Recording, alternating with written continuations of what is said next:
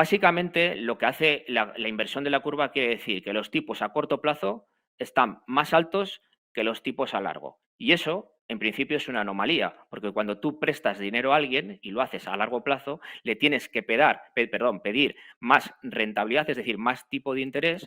¿Por qué? Porque te va a tardar más tiempo en devolver el dinero. Por lo tanto, cuanto más tiempo te va a tardar en devolver el dinero, más cosas o más sucesos o más riesgos se pueden ocurrir. Y eso es lo habitual.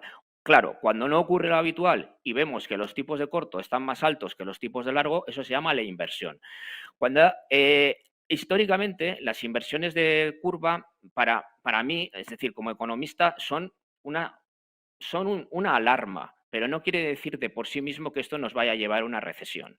Es decir, creo que hay muchos otros factores macro y micro, por supuesto, que tenemos que tener en cuenta para ver si estamos cerca de una recesión o no.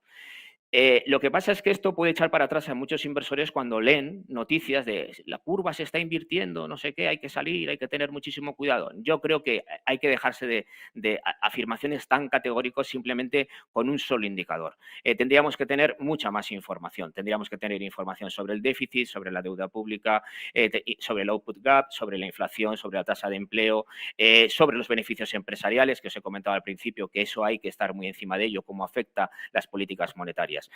Si hacemos además un análisis histórico de las curvas, las inversiones de la curva, todas las crisis potentes que hemos tenido desde el 1960, que han sido 8, pues bueno, pues prácticamente sí es cierto que a muchas de ellas ha habido una cierta inversión de la curva, pero tampoco quiere decir que con 8 datos vayamos a tener que sacar una consecuencia ya, una correlación directa, porque son 8 datos, es decir, 8 puntos.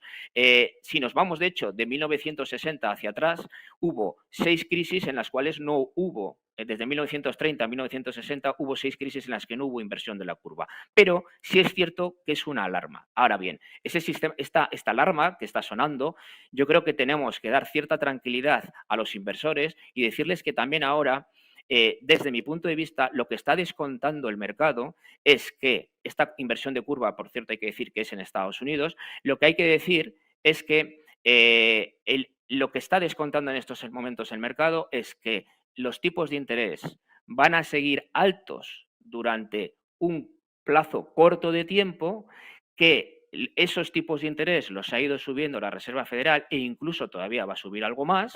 Por eso, en el tramo corto de la curva, sobre todo en el 2 años, los tipos están muy elevados y que, sin embargo, lo que está descontando el mercado es que la Reserva Federal va a ser capaz de controlar la inflación y por eso luego empieza a descender cuando entramos ya a partir de los 2 años hacia el 10 años. Ese es mi punto de vista. Ahora bien, esto tampoco descarta que vaya a haber una recesión en Europa o en Estados Unidos. En Europa, desde mi punto de vista, nos vamos a encontrar con una recesión. Y en Estados Unidos, aunque no lo tengo tan claro, porque todavía hay que analizar más datos y ver qué es lo que está pasando. Hay que decir también que estas recesiones son las más telegrafiadas de la historia. Llevamos hablando de estas recesiones más de un año.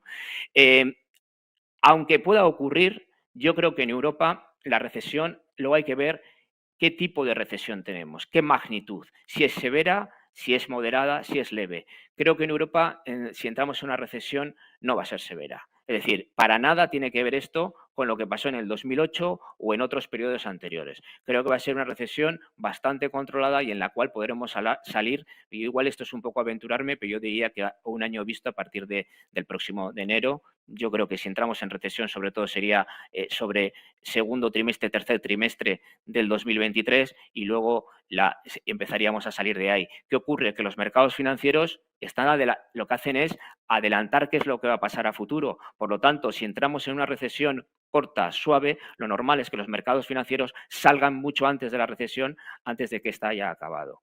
En Estados Unidos, probabilidades de recesión existen, pero son mucho menores que las que existen en Europa.